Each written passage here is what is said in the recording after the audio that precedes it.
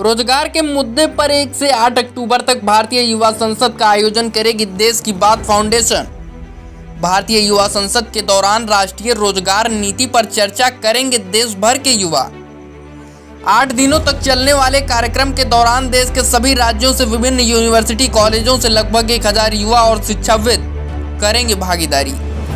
भारतीय युवा संसद में 100 से ज्यादा वक्ता पक्ष विपक्ष में रखेंगे अपनी बात।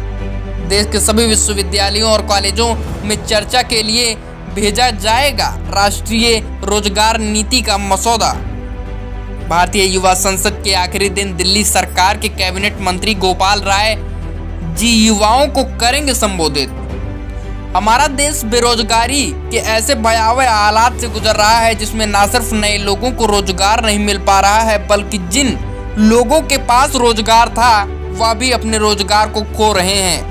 यह स्थिति सिर्फ प्राइवेट या संगठित क्षेत्रों की नहीं है, बल्कि सरकारी संस्थाओं में काम कर रहे लोगों की नौकरियां भी खतरे से बाहर नहीं रही। मौजूदा केंद्र सरकार जिस तरह सरकारी उपक्रमों और संस्थाओं को निजी कंपनियों के हाथों में बेच रही है, उससे रोजगार का संकट और भी गहरा होता जा रहा है। अब गौरतलब की बात है कि केंद्र सरकार रेलवे जैसी संस्थाओं का भी निजीकरण कर रही है, जो हमेशा से मुनाफे में रही है। कभी भारतीय अर्थव्यवस्था की गिनती दुनिया में तेजी से बढ़ने वाली अर्थव्यवस्था के रूप में की जाती थी, लेकिन वर्तमान में इसकी जीडीपी 23.9% नीचे गिरकर 40 सालों का रिकॉर्ड तोड़ दी है। उद्योग धंधे की बात करें तो भारतीय अर्थव्यवस्था की रीढ़ माने जाने वाले छोटे और मझोले कद के उद्योग धंधों की स्थिति आज सबसे ज़्यादा खराब है। जहां तक कृषि क्षेत्र का सवाल है, वहां संकट और गहरा होता जा रहा है, जबकि भारत की सबसे ज़्यादा आबादी इसी क्षेत्र पर निर्भर है। नोटबंदी और जीएसटी जैसे कानून ने तो पहले से ही इन उद्योग धंधों के हालात को खस्ता कर दिया है। रही सही कसर को कोरोना के वर्तमान संकट ने और खराब कर दिया। कोरोना के संकट ने न सिर्फ उद्योग धंधों की चौपट करने में सहयोग किया, बल्कि बड़े पैमाने पर लोगों की नौकरियां भी छीन ली। कोरोना की इस महामारी ने भारत की बेरोजगारी दर को 24% तक बढ़ा दिया है। आइए आपको सीधा लिए चलते हैं कृष्णा यादव जी के पास।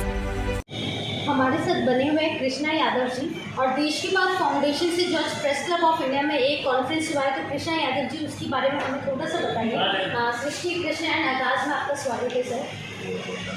आज हमने प्रेस कॉन्फ्रेंस की है। आगाज फाउंडेशन आगामी 1 से 8 अक्टूबर को भारतीय युवा संसद का आयोजन करेगी, जिसमें हम लोग राष्ट्रीय रोजगार नीति के ड्राफ्ट पर चर्चा करेंगे। देश भर से लगभग 1000 युवा इसमें भाग ले रहे हैं।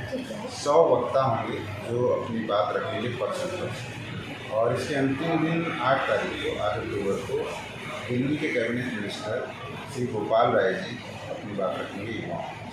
जो भारतीय युवा संसद का मकसद है कि क्योंकि इस समय बेरोजगारी एक भयावह हालात से जीडीपी 23.9% हो गई है, उसके अलावा 24% बेरोजगारी दर हो गया है।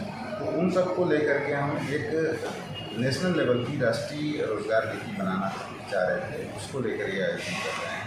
और आगामी आने वाले दिनों में इस ड्राफ्ट को सभी कॉलेजेस में, सभी विश्वविद्यालयों में भेजा जाएगा और सभी शिक्षा को दिया जाएगा। सर, जो लोग हमें देख रहे हैं, सृष्टि कृष्णा के व्यूअर्स जो हमें देख रहे हैं, वो देश की बात फाउंडेशन का ये वर्चुअल वेंचर उनको कैसे पता चलेगा कि जूम की किस आईडी से, तो या कोई लिंक है उन तक पहुँचाने के लिए? जो सेलेक्टेड साथी हैं उनके लिए जूम का लिंक है। तो कुछ हमारे 1000 से ज़्यादा सेलेक्टेड साथी हैं, 100 वक्ता हैं, वो जूम पर जुड़ेंगे।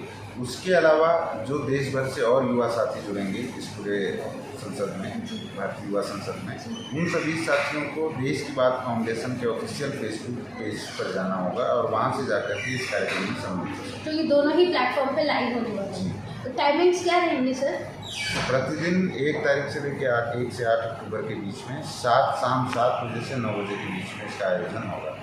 तो शाम को 7 बजे से 9 बजे तक देश की बात फाउंडेशन का फेसबुक पेज देखना